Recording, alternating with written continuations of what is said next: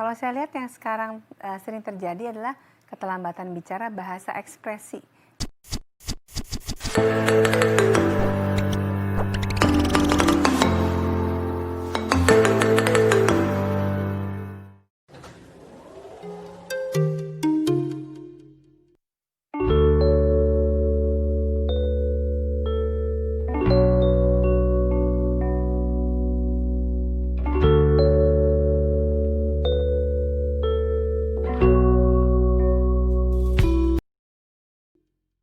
Bicara mengenai terapi pada anak dengan keterlambatan bicara tergantung penyebabnya. Jadi ada berbagai macam penyebab anak keterlambatan bicara. Kalau saya lihat yang sekarang sering terjadi adalah keterlambatan bicara bahasa ekspresi. Jadi mengucapnya dia belum bisa. Tapi kalau pengertian dia bisa. Misalnya disuruh buang sampah dia bisa. Yang disuruh ambil sepatu dia bisa. Berarti bahasa pengertian atau reseptifnya baik. Tapi bahasa ekspresinya itu yang kurang karena stimulasinya kurang banyak.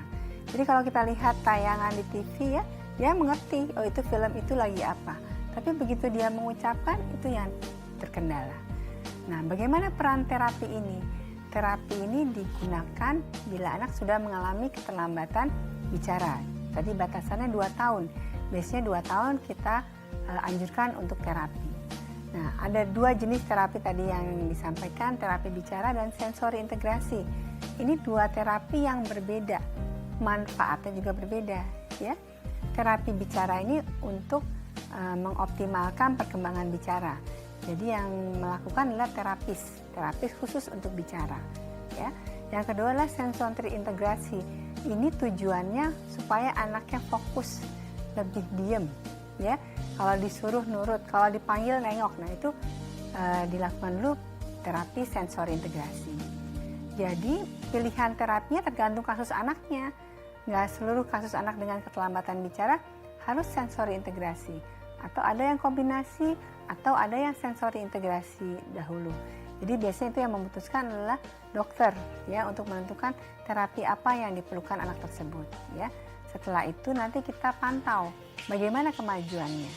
Jadi sangat tergantung dari kerajinan orang tua membawa terapi dan melakukan terapi tersebut, ya, yang sederhana di rumahnya. Biasanya mereka terapi seminggu 2 kali lah, paling banyak 3 kali. Nah 4 hari yang lain dalam seminggu tugas orang tuanya, ya. Jangan menyerahkan sepenuhnya kepada terapis tersebut, ya. Dan lihat memang kompetensi atau kapasitas terapis itu dilakukan oleh terapis, ya. Untuk mendapatkan hasil yang optimal harus dilakukan oleh orang yang tepat. Jadi kalau ibu bapak berkunjung ke klinik tumbuh kembang, tanyakan yang melakukan terapi siapa. Ya, kadang-kadang ada beberapa orang tua yang anaknya punya masalah yang sudah melakukan terapi berulang-ulang, itu tanda kutip sering melakukan sebagai terapis. Nah itu kurang tepat, ya. Jadi bawa ke klinik tumbuh kembang yang memiliki terapis sesuai dengan kompetensinya.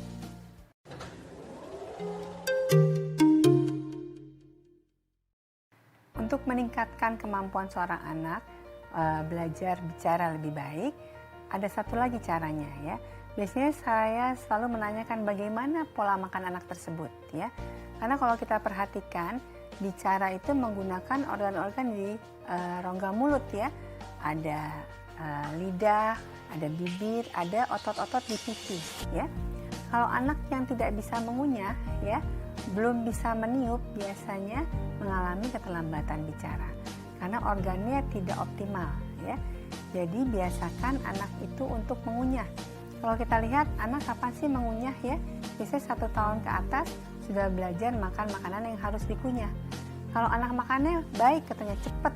Berarti kalau cepat itu ditelan, berarti otot-otot di bagian pipi ini tidak bergerak untuk mengunyah, ya. Ada lagi cara yang lain adalah mengoptimalkan anak itu meniup, ya. Coba perhatikan ibu bapak, kalau punya anak 1 tahun atau 1,5 tahun, bisa nggak dia meniup? Yang mudah yang sederhana, kita potong tisu, ya, kecil, suruh tiup, bergerak nggak? Ya, karena itu kan enteng, ya, ringan.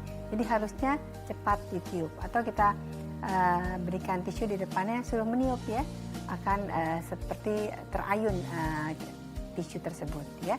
Jadi latih untuk meniup ya. Beli beberapa alat yang bisa ditiup ya, bisa periwitan, bisa sedotan di dalam air ya, itu kan ditiup. Nah itu suka gelembung-gelembung ya. Bisa juga permainan balon itu ya, busa sabun itu kita tiup ya. Ada anak yang nggak bisa ya, meniup satu sampai terbentuk satu balon aja itu susah ya. Wah niup udah sekuat tenaga ya. Jadi itu yang harus dilatih. Jadi kalau ada anak keterlambatan perkembangan bicara, lakukan terapi untuk mengoptimalkan fungsi-fungsi di rongga mulut ya, termasuk juga lidah. Disuruh menjulur ke depan, ke atas, ke samping, kiri, kanan ya, itu juga. Satu lagi adalah sensitif di dalam rongga mulut ya. Ada beberapa anak yang tidak mau gosok gigi ya, baru masuk aja udah nangis. Nah itu karena dia sensitif kalau ada yang masuk ke dalam mulutnya. Nah kalau kita lihat di perkembangan anak, di bawah setahun sebenarnya sudah kita perkenalkan dengan sikat gigi, dibersihkan. Jadi ada sensasi di dalam rongga mulut ya. Kalau anaknya belum mau belajar sikat gigi, kasih aja sikatnya. Ya mau kasih gosok di mana, pokoknya pelan-pelan, jangan dipaksa ya. Supaya sikat gigi itu pertama kali masuk saja ke dalam rongga mulut. Supaya di dalam rongga mulut dia sudah tahu bahwa itu tidak masalah, tidak apa-apa. Jadi anaknya tidak menolak bila kita melakukan massage nanti ya, ada massage di rongga mulut untuk menambah kemudahan anak tersebut terapi bicara.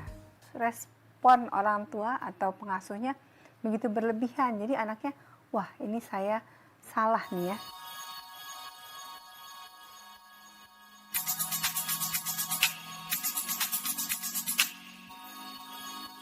Yeah.